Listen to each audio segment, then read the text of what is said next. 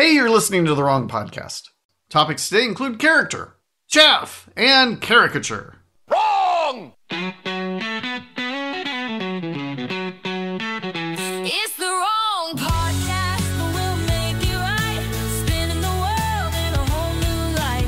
Winning wild and a little askew. And the one who's right, it might be you.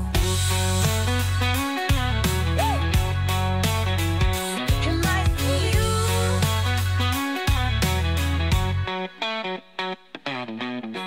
Hi, I'm Tim. I'm here to talk about politics, culture, religion, sports, and anything else you're not allowed to talk about in polite company.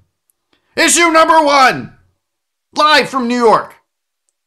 Hey, the TV show Saturday Night Live, they just celebrated their 50th anniversary, their 50th season on air. That makes it one of the longest running shows in television history. Up there with Meet the Press and the Today Show and Law and Order. I don't know what else. It used to be that MASH was really thought of as the longest running show, and that lasted 11 seasons. 50 is a lot. 50! I'm 50 years old! That's an SNL character that just came to mind. I have seen easily 90% of the episodes of Saturday Night Live over the last 35 years. It's one of my favorite shows. And when people hear that, they're like, oh, I can't believe you watched that show. That show used to be good, but it's never been as good as it used to be back when they had so-and-so or so-and-so. That's when it was really good. It's just trash now. 80% of it is not funny. And here's the deal with people. This is true of all people. Your favorite music is the music that you listened to when you were in high school and college. That's what you think of as great music. And it's not great music. It's just the music you're familiar with at a certain point in your life. Some of it's good, a lot of it's not. And it's always weird when you're a little bit older than people and you hear them talking about their music from high school in a nostalgic sort of way. That came after the good music. What are you even talking about? It is the exact same thing for Saturday Night Live. The people who are on the cast when you discovered the show are the people who you think were the best. And it's not true. They're all exactly the same. 80% of the stuff they're putting out is not great. Only about 20% is funny.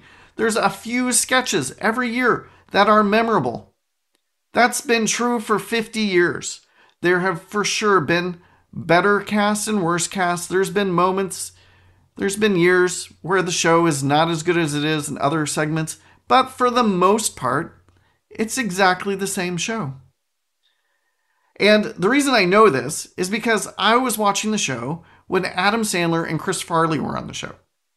And they are perfect examples of people who will say, oh, the show used to be good when Adam Sandler and Chris Farley were on it. Can you imagine two funnier people than Adam Sandler and Chris Farley? And no, you can't. But Adam Sandler and Chris Farley were terrible on the show in their final season. They were awful. They were so bad, they got fired mid-season because they were mailing it in. It was unbearable to watch in the season they got fired. They got fired, and I thought, that makes sense. That needed to happen because it was not good. Go watch The Hurley Boy sometime. And all it is Chris Farley trying to get Adam Sandler to break character because they know that what they're doing isn't funny and they're trying to generate something different. So yes, there have been some rough years, even with Will Ferrell. Will Ferrell's, first 3 to 5 years were not that great. His first year in particular, not good. There was a moment when Jim Carrey was hosting the show that started to turn things for Saturday Night Live and for Will Ferrell in particular. And Jim Carrey and Chris Kattan and Will Ferrell, they did The Night at the Roxbury Boys, where they were in their car going to club to club to club, and they were listening to What is Love? Baby, don't hurt me. Yeah, that's right. I just sang for you. That's right. Just for you. I sang a little bit. And it was in that moment that things started to get better for Will Ferrell and for Saturday Night Live. And There's been a number of changes in the show over the years. It used to be really known for recurring characters and catchphrases, and now there are almost no recurring characters. Maybe on Weekend Update there'll be a character that comes back to do a new segment, but very, very few recurring characters and almost no catchphrases. Which is weird because if you grew up in a certain time, catchphrases were what the show was about. You were living to see what the new catchphrase was. And then everybody would walk around going, Delta, Delta, Delta, can I help you, help you, help you? I will say I'm just gonna throw some general thoughts about Saturday Night Live at you. And I'm not going to give you a top 10 list because I saw a list of the 50 greatest cast members in SNL history ranked, and it just made me angry. They put Mike Myers as number 29, and I almost put my fist through the computer screen because that is ridiculous. So I'm not going to do that because it'll just make you angry, and I know it's a cheap way to get clicks and hate and comments. So I'm going to serve you by not giving you a list, no ranked list here, but I'm going to give you some just general thoughts. So I think probably the best cast they had was around 10 years ago. And it had Jimmy Fallon and Will Ferrell and Amy Poehler, and probably it peaked around the time they did the cowbell sketch. And that was probably the best sketch of the era. I'm not saying it was the best sketch of all time, but it was the peak moment of that time. Tina Fey was the head writer, and I think they really had everything dialed in that moment. They had the perfect people around, and they were hitting on all cylinders. And that was about a time when Will Ferrell was he was the star of the show. And there have always been moments, there's always been a few people who are the stars of that cast. And that's a weird thing to say because it's supposed to be an ensemble cast. But there are for sure people that you tune in to watch in that given time period. And it started out with Chevy Chase. And he was such a big hit, he was such a big star that he only lasted a season and a half. And then he went to make movies and do all sorts of other things. And then Billy Crystal comes to mind, who was hired to be the permanent guest host for a year. He was for sure the star. Eddie Murphy, I don't know that there's a bigger star, period, from Saturday Night Live than Eddie Murphy. And in his time period, the only thing you were watching for was Eddie Murphy and maybe a few little things from Joe Piscopo. And you don't even know who Joe Piscopo is. You've never even heard that name. Following Eddie Murphy, I would say Dana Carvey and Mike Myers were the core of the show. And that's when I started watching, and they will forever be the most important Saturday Night Live characters in my mind, because that's when I was in high school. Yes, I'm old. I'm so old.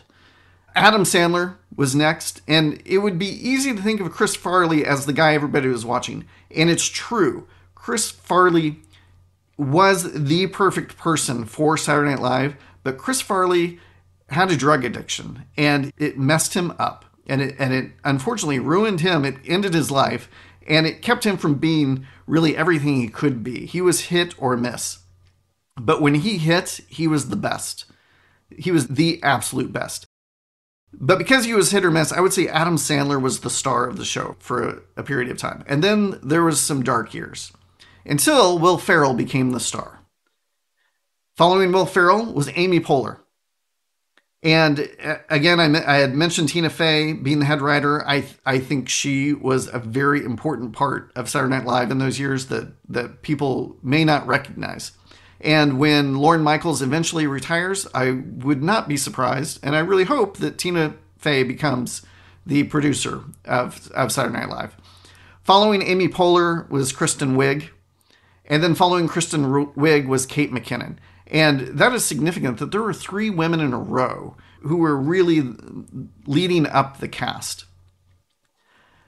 Some of my favorite sketches. First off, you need to know that the premise of this entire podcast is based on an SNL sketch.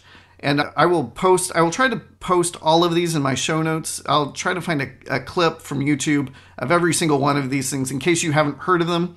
They're all worth watching, but But this show is in part premised on the McLaughlin group, and it's in part premised on a sketch that Dana Carvey did featuring John McLaughlin. The wrong voice you always hear. Wrong! That one, that is Dana Carvey. Mike Myers did this thing where there was a reality show. One of the very first reality shows was on MTV. It was called The Real World. And Mike Myers was playing this Irish guy, and he just kept saying, "I'm from Dublin." And he would go meet somebody else. "I'm from Dublin." And then they did the confessionals where they talk by themselves about how things are going in the house. And Mike Myers' character, he's just weeping. And he says, "I'm not really from Dublin. I'm from a small town just outside of Dublin. But I got tired of saying I'm from a small town outside of Dublin. So I just told everybody I'm from Dublin." Cracked me up. Matt Foley, Chris Farley as Matt Foley, the motivational speaker who tells kids that he lives in a van down by the river, is one of the greatest characters and one of the greatest sketches in Saturday Night Live history. It has to be in the top 5 list. And the funniest moment for me was when he's talking to David Spade as a teenager, and he says, "Young man, what do you want to do when you grow up?" And Spade says, "I want to live in a van down by the river." Or it might have been Christina Applegate. Either one. Whoever said it, it was perfect, because Matt Foley goes, "If you want to live in a van down by the river, you better get ready, because you're going to be living in a van down by the river." Following up, Chris Farley, he had this interview with Paul McCartney where he just interviewed him as Chris Farley. And he said things like, "Hey, remember that time you were in the Beatles?" And Paul McCartney would say, Yeah, I do remember the time I was in the Beatles." And Farley said, "That was awesome." Another Chris Farley moment, he came back to host the show. Southern California has a storm system known as El Nino. Chris Farley dressed up like a Mexican wrestler. And there was only one funny line in this whole thing, but it sticks with me to this day. He says, "Yo soy El Nino. For those of you who don't habla de español, El Nino means the Nino." Chronicles of Narnia came out, and Andy Samberg and Chris Parnell did this rap called The Chronic What of Narnia. And one of the key phrases, it was all about how it was called Lazy Sunday, and they're just going to the movies, but they do this hardcore rap. One of the funny lines in there was, "Red vines plus Mr. Pibb equals crazy delicious." One of my favorite sketches was something called Jingleheimer Junction. It was a one-time thing. Cameron Diaz was the host. There was a kids show called Jingleheimer Junction. And there were 3 friends on Jingleheimer Junction. They were Umberto, Unity, Carrie, it was like Karen, Christine Caring, and Karen Kindness, something like that. And they each had a letter on their shirts representing who they were. UCK. And then they introduced a new friend named Fred Friendship. And Will Ferrell comes in with this big capital F on his shirt, and they keep trying to put him at the front of the line. And because it's a kid's show, Tim Meadows, the host, the engineer of Jingleheimer Junction, kept interfering and kept beating up Will Ferrell to keep him from going to the front of the line. The cast members are not supposed to break. They're not breaking is when they start to laugh at their own jokes, and that is not good when you're doing a comedy show. You want people to laugh at the joke. You don't want them actually laughing at you failing to perform the joke correctly. There was one exception to this, and that was Rachel Dratch doing Debbie Downer, and Jimmy Fallon was the worst at breaking. He was the absolute worst. He could not keep a straight face. He was always breaking, and this one time, he set it off, and the entire cast broke down as Rachel Dratch kept doing her Debbie Downer wah wah thing. And even Rachel Dratch, who was excellent at doing this thing without breaking character, was having a really hard time not laughing. A character that Amy Poehler used to do that was one of Lovely Wendy's favorites was this girl, Caitlin. And she was just hanging out with her stepdad, and she kept running around the house going, "Rick, Rick, Rick." And Horatio Sands was the stepdad, and he was trying to put up with this very rambunctious 12-year-old girl. One of my absolute favorites was this thing called J-Pop America Fun Time Now.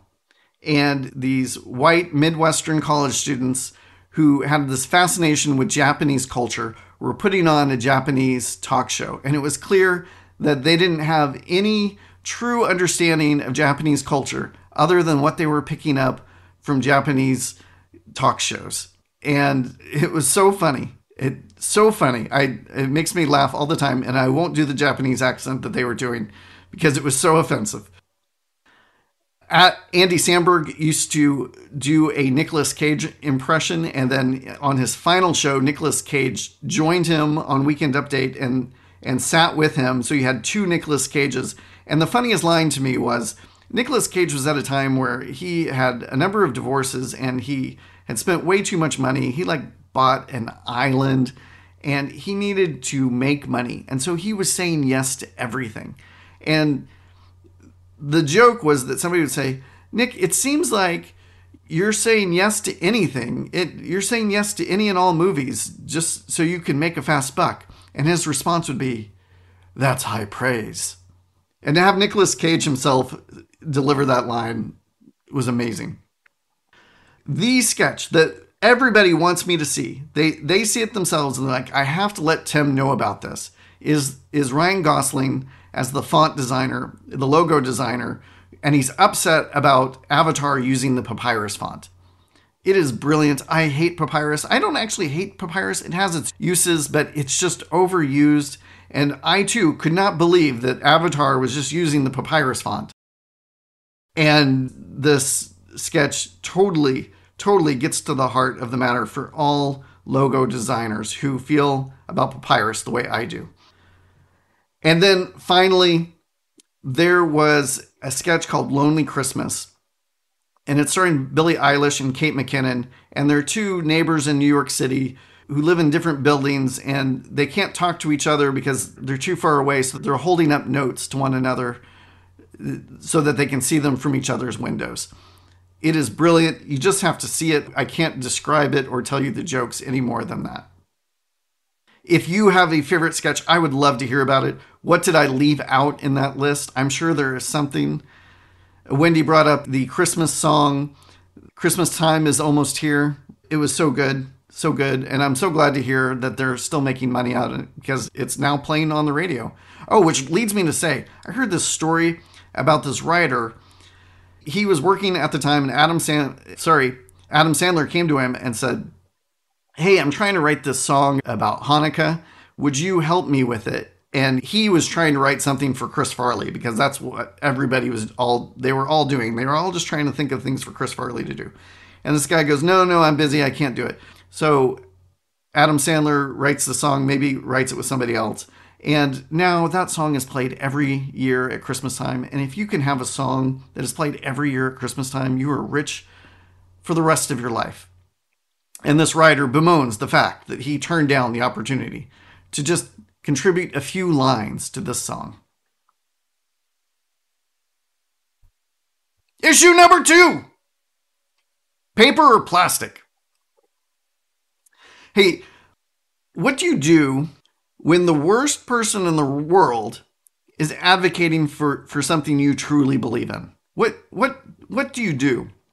That is the problem I felt myself in this last week when President Trump signed an executive order banning paper straws. I hate paper straws. What I said on Facebook was I hate them with the passion of 1,000 turtle nostrils. I just really, really hate paper straws. Every time somebody hands me a paper straw, I want to flick it back at them. I don't know. I want to do something disturbing with it. I don't know what that means. And now that I say it, I probably shouldn't say that out loud because disturbing and, well, you get the idea. Or maybe you don't, but don't think about it. Turns out, President Trump wasn't banning paper straws. He doesn't have the authority to ban paper straws. And we should all be glad that no president can just sign something to ban paper straws. That would be like a monarchy. We have laws. If you actually want to ban paper straws, you got to get Congress to do something about it. They're the ones who write the laws. And you just approve the laws that they write. Turns out, all he was doing was signing an executive order that rescinded an executive order from Joe Biden that said that federal food service would now use paper straws instead of plastic straws. This doesn't mean anything. It's not that big of a deal. He just made a big deal out of something that's rather small. And congratulations. If you're going to the Smithsonian, you don't have to use a paper straw anymore. Woohoo! All right. Way to go, Smithsonian. But Burger King? Burger King, you can still burn in hell. So sick of the paper straws. I will not go to Burger King because of the paper straws. And the paper straw thing all comes up because people were worried about plastic in the ocean, and then somebody found this picture of a turtle, and had a straw sticking out of its nose, and it was bleeding, and look what you're doing to the turtles with your straws. Is this really worth it? And I have so many questions about this turtle. There's no way this is happening all the time. There's no way this is the biggest deal about plastic in the ocean is the turtles and the straws. How dumb is a turtle to get a straw stuck in its nose? Do you know how hard that would be to do in the water? Try it. Next time you're in a swimming pool or the ocean or a lake or any really sized body of water, put a straw in there and see if you can get it to go in your nose. You can't do that. That's not the biggest problem in the world. I don't know how this turtle got a straw stuck in his nose other than some freak jammed a straw up this turtle's nose and took a picture. Cannot think of a way of getting a straw in anybody's nose. But this picture, it set off this whole thing where we can't have plastic straws anymore. We need paper straws to save the turtles. And have you ever noticed it's kind of weird that plastic straws are wrapped in paper, but paper straws are wrapped in plastic? We're using the same amount of plastic, really. And the reason paper straws are wrapped in plastic is because if they get wet, they're useless, which is why they're terrible. That's why we shouldn't use them as straws, period. And it turns out people have done the research, and paper straws have something in them known as forever chemicals. And a forever chemical, turns out they're forever. And they're not good for you. And the amount of forever chemicals in each individual straw is no big deal. But over time, people are worried that if you use enough of these paper straws, you'll have quite a bit of forever chemicals in your system. And the reason you'll get the forever chemicals is because they get wet from the straw, and the straw is wet, and the chemicals go in your body. The other thing with paper straws is they don't actually decompose. Now, this doesn't make sense to you. Of course they decompose. They're paper. They start decomposing the minute I stick them in my Diet Coke. What are you talking about? They don't decompose. Here's what I mean. None of our trash actually decomposes anymore. I just learned this recently.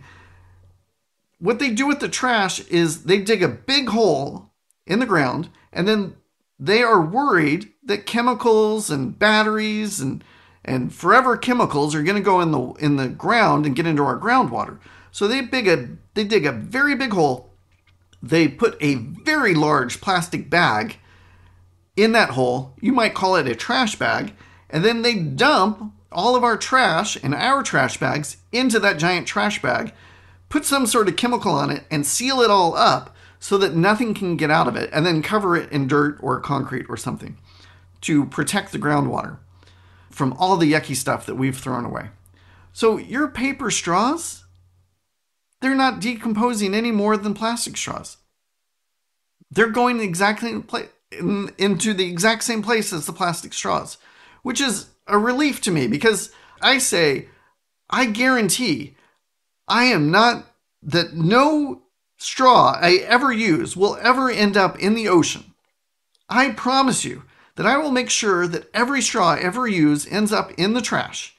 So now if I use paper, plastic, or bamboo, or avocado pulp or whatever, it's ending up in the same place and it's doing the exact same amount of damage. Maybe we should all think about whether or not we really need straws.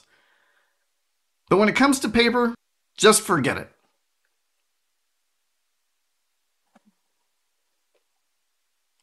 Hey, it's time. What are the rules? Oh, what are the rules? What are the rules? Don't touch my fries or my garden tools. Oh, what are the rules? Yeah, I've got my quirks. Follow them closely and I promise it works. This rule comes from the lovely Wendy.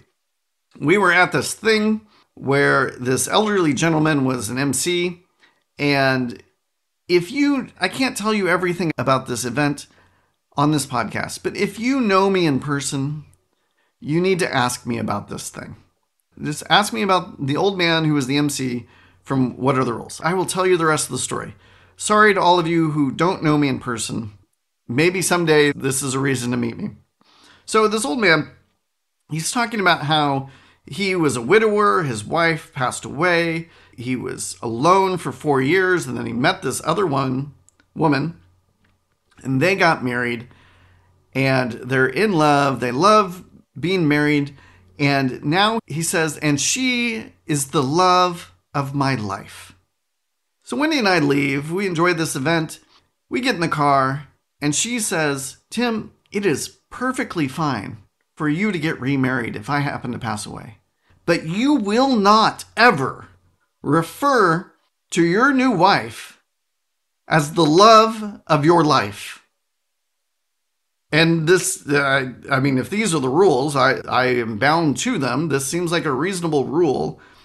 To honor Wendy, I should not ever call my new wife the love of my life. Which raised the question for me later, at what point could I call her the love of my life? What if I've been married to my wife, if a person had been married to a wife for 1 year, and then he got remarried and was with a new wife for 50 years. Could he call the second wife the love of his life at that point? And Wendy saw where I was going with the question. I didn't even get the question out. We've been married 20 years. We're celebrating our 20th anniversary right now. And before I could even get the question out, she goes, listen, I don't care if you're married to this other woman. If I die tomorrow and you're married to that other woman 21 years, you're never using the phrase love of my life. There you go. Those are the rules.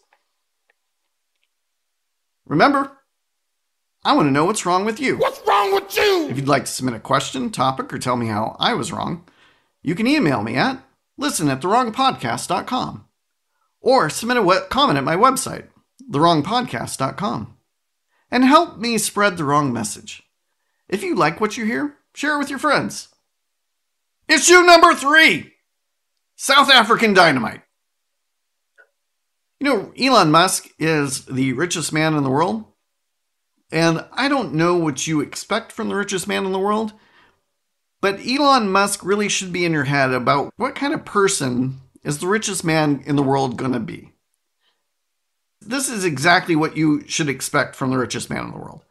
In any time, in any place in history, the richest man in the world should be interesting and brilliant and a little bit disturbing. And that is exactly Elon Musk. The richest man in the world has got to be a little bit weird, right? They're not going to fit into any box you can think of. They're going to do some very radical things. They're going to do some very unnecessary things because the amount of money they have, it keeps anyone from saying no to them. And, you know, it used to be that the richest man in the world, he would make laws and he would have power to enforce those laws. And we should be, no matter how upset you are about what Elon Musk is doing in the US government right now, you should be very glad that he doesn't actually have the power to truly make laws, to make lasting change. He has influence, to be sure, but it used to be that somebody like this could just make up the law right then and there and would have the power to enforce it immediately. You should be glad Elon Musk can't do that, at the very least. To tie back into Saturday Night Live, Elon Musk hosted Saturday Night Live once. It was not great. I don't remember anything about it other than he confessed in his monologue that he is autistic, that he is on the autism spectrum. And when he said that, everybody went, oh, yeah, oh, okay. Because the man is a little bit awkward, right? And if we knew that he was autistic, it makes sense of his awkwardness.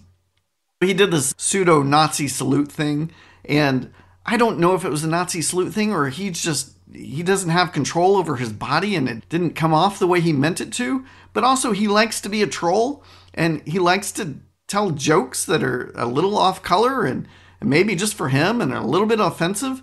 That's what he is. That's what he does. And if you're upset by it, then you're kind of playing into his thing. I don't think he's a Nazi by any means. I think he kind of just did a thing, and then when you got upset about it, he's all right, good, you're upset. I guess it was funny. As you know, I'm a pro-natalist. I want people to have babies, especially Travis Kelce and Taylor Swift. I'm very much in favor of people having babies. Elon Musk is also a pro-natalist, and again, I'm a pro-natalist, but not like that. No, don't talk about this thing the way you're talking about it. Don't do it the way he's doing it. He's had 12 children with 3 women. One of the women was a coworker. It was a woman who was working for him. And he said, hey, you're smart, I'm smart, we should make babies for the good of the planet. And she said, yes, let's do that. And we got a wrong podcast breaking news story right here. Nothing but the highest sound effects for you. Whoosh. Breaking news. Elon Musk has 13 children with 4 women. We just found out just now that a Babylon Bee writer had a baby with him 5 months ago, and it was about to become news in a tabloid, so she offered the news herself. And what? Elon Musk, he built this compound. He spent $35 million in Texas building a compound so all his baby mamas could live together, and so all the kids could be together. And yeah, isn't that a harem? Isn't that polygamy? I don't know what the relationship is with all these women, but why are they all living together? What is going on? I guess it's great that you can be there for all your kids. Again, don't do it like this. Please make babies, but not like this. One of his youngest kids, he was just at the Oval Office with Elon Musk and Donald Trump. And this is one of the kids that he made with this coworker who he said, you're so smart, I'm so smart, we should make babies for the good of the planet. This kid was behind the Resolute desk with Donald Trump, and while Elon Musk was talking, the kid looked at Donald Trump and said, I want you to shush your mouth. Wow. That kid clearly feels secure. And maybe not the best day to bring your kid to work day. I don't know. I don't even know if Donald Trump heard what he said, but that kid will always have that in his pocket that he told the President of the United States to shush his mouth. Now, one thing I need to say about polygamy. It produces more children per father, but it produces fewer children per mother. The math doesn't actually work out for pronatalism. And here's the other thing about Elon Musk and his pronatalism. He strongly believes and encourages in vitro fertilization as a means of reproducing children. And the reason he encourages IVF is because he says it gives parents more choice. Now, more choice for what? More choice in the sex of the child and the genetic health of the child.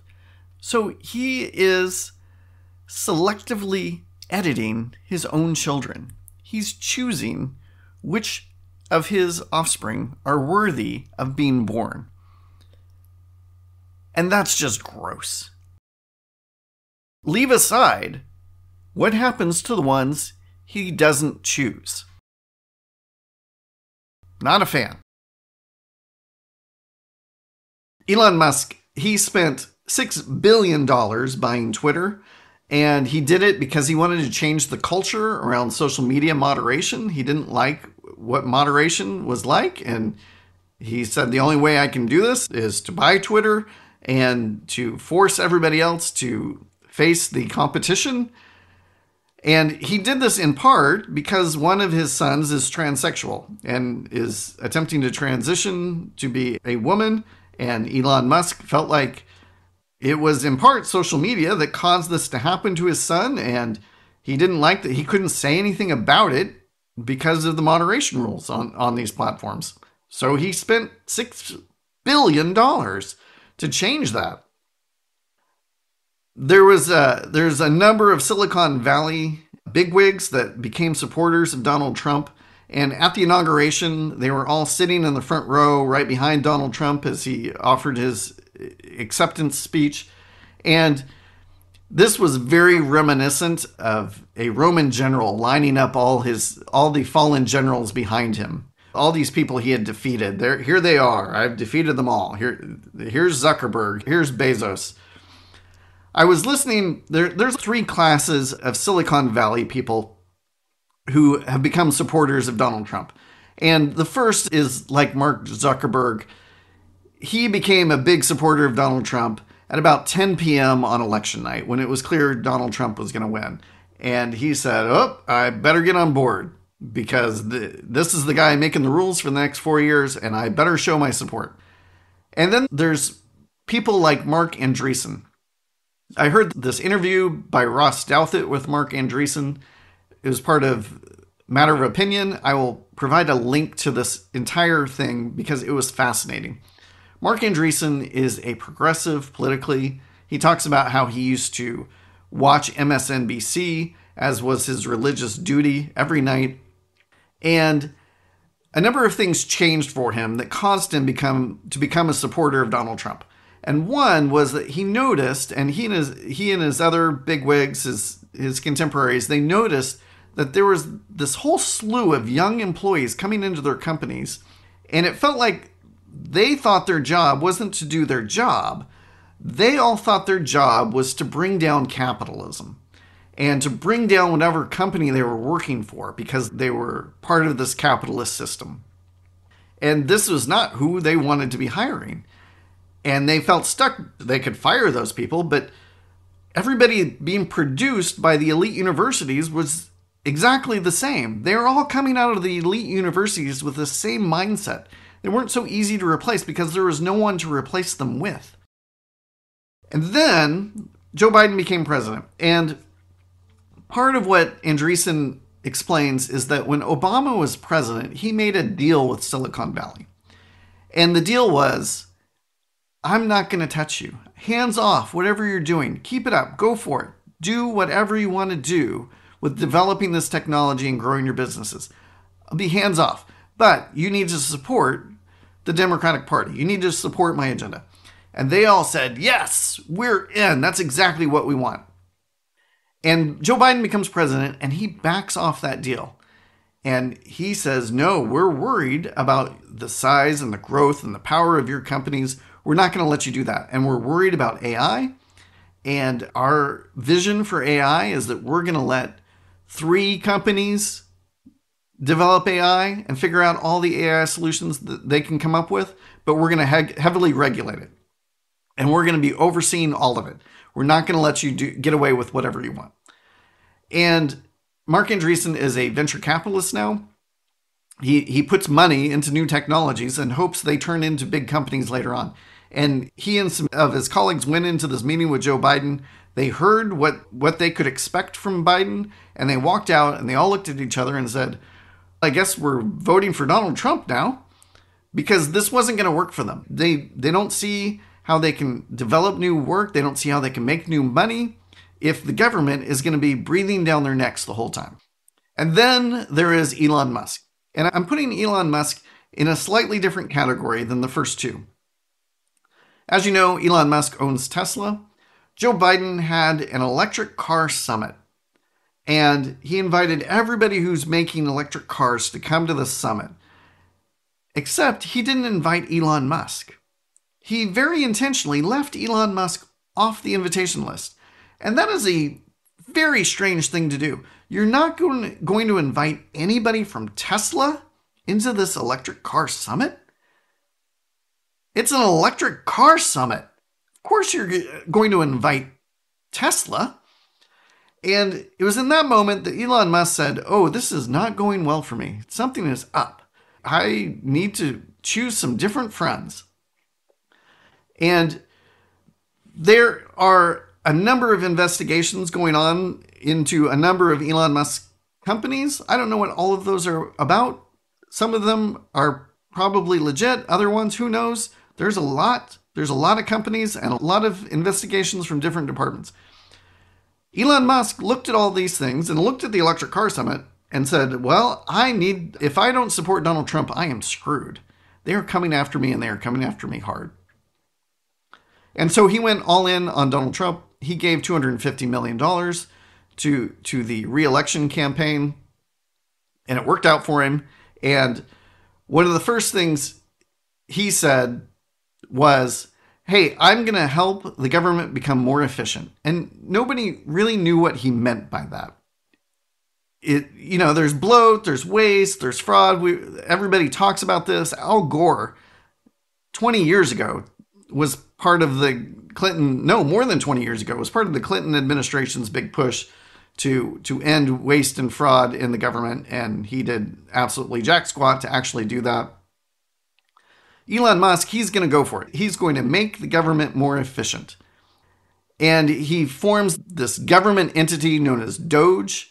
And Doge is a funny internet way of saying dog. So he forms this department of the government, calls it Doge. And part of what he is interested in, apparently, is that the tech inside the government is really outdated. There are some instances in some places in the government where they're still using floppy disk. And I don't mean those little hard floppy disks. I mean the big floppy disks that were actually floppy. That's the technology that's still in use in some places. And what he wants to do is go into the government and update all of this technology, because that alone will make the government work better. Now, he is in power. He's been given this authority by President Trump. And it's clear that's not the only thing he's interested in. He wants to cut out the bloat, the employment bloat of the government. And he wants to cut down on the wasteful projects that the government's spending money on. And he is going to town. And there's a phrase called move fast and break things. And this is the mantra of the Silicon Valley elite. We're just going to go as hard as we can, as fast as we can. Things are going to fall apart, but we're going to find solutions because we've got enough money to handle all the things we're breaking. It's okay if not all of it works out. We're just going to move so fast that we'll find the right solutions because of the speed we're working at. And one of the parts of move fast and break things, and this is exactly what he did with Twitter. When he took over Twitter, he effectively got rid of 2/3 of the staff within a 3 to 6 month period of time. People could not believe how quick the size of Twitter's staff was being downsized.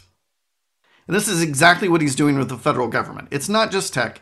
He's recommending all kinds of layoffs. So he's getting into these systems. It appears he's putting AI into the payment systems so they can evaluate where the money's going.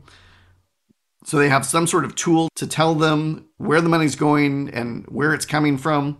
And then he is making wholesale recommendations to the president about who should be fired and why. And a lot of people are saying, hey, we didn't elect Elon Musk. He can't do this. Nobody elected him to do this. It doesn't matter that you didn't elect him. There's all kinds of bureaucrats in the government who weren't elected. And that's part of the complaint about all sorts of things like the IRS. Who elected these people? It doesn't matter that they weren't elected. Donald Trump was elected, and Donald Trump gave him the authority to do this. Elon Musk is not actually firing any of these people. He doesn't have the authority to fire any of these people, but he's making the recommendation to them. Just like Anthony Fauci didn't have the authority to do all of the things he wanted to do, he made recommendations, and then President Trump did all the things that you don't like that Fauci said he should do. Those were ultimately President Trump's decision, and that is exactly the same with Elon Musk. He's making the recommendations, and the president is signing off on them. One of the things about this idea of move fast and break things is that if you don't actually If you don't fire somebody who's actually really vital to the organization, you haven't cut deep enough. You should be accidentally firing people who are important and necessary to the function of the government to do this right. And sure enough, this morning we heard that he fired a number of people from the National Nuclear Safety Administration whose jobs are vital because nuclear waste and nuclear energy is dangerous. And we need people looking after that stuff carefully. And not just anybody, but people who actually really know what they're doing. And the way I feel about this is I'm all for it. I want the government to be more efficient. I am certain that there's all kinds of fraud. I'm sure there's all kinds of bloat in the number of people working for the government. I really value a lot of the work that USAID is doing. And I'm totally open to the fact that there is corruption and that there are projects that don't do anything but line somebody's pocket in a foreign country. I think there should be an audit on all that stuff. I'm all for it. I like airplane maintenance. But I don't like it while the plane is in the air. The process is important to me. It's just as important as the end goal. I don't want somebody ripping apart the engine of the airplane to find an oil leak while I'm 10,000 feet up in the air. And the government actually needs to run. It's not Twitter, where it doesn't matter if it stops functioning. It might be a big deal if Twitter goes offline for a few hours, but it's not the end of the world. But if something happens with our nuclear waste that nobody's looking after, that's a very big deal. And there's all kinds of programs like that. People are on their way to the airport to pick up refugees who've been cleared to come to the United States. We've invited these people here. Somebody needs to go to the airport and get them off the airplane and show them to their new apartment. Somebody needs to pay for that apartment. I want the audit, but I don't think you should just cut everything off and stop payments immediately. That's not the right way to do things. And a number of these contracts with USAID and any other number of projects that the government's doing that they've cut off funding for, there are contracts in place. Those contracts are legally binding. You have to pay them. You have to pay them out. The government agreed to make the payments. And maybe when the contract's over, you don't renew it. That's fine. You can't say I'm not going to pay this contract unless you can actually show evidence of fraud and abuse in real time, but you don't just get to arbitrarily stop them all. So there's already a number of court injunctions going on. The judges are saying, yes, you actually do need to pay this. And even if they don't, there's going to be some massive lawsuits that the government will lose over time. So why do it this way? Why freak everybody out if it's not going to effectively do what you want it to do, other than make a lot of big headlines and make everybody happy to see the government fall apart if they're happy, if that's what they want. I think there's a better way to do it. I'm really not for the slash and burn approach, but I do hope that the government becomes more efficient and spends our money more wisely. But I could be wrong. If you think I am, let me know. Let me know why. I had fun and I hope you did too. Bye-bye.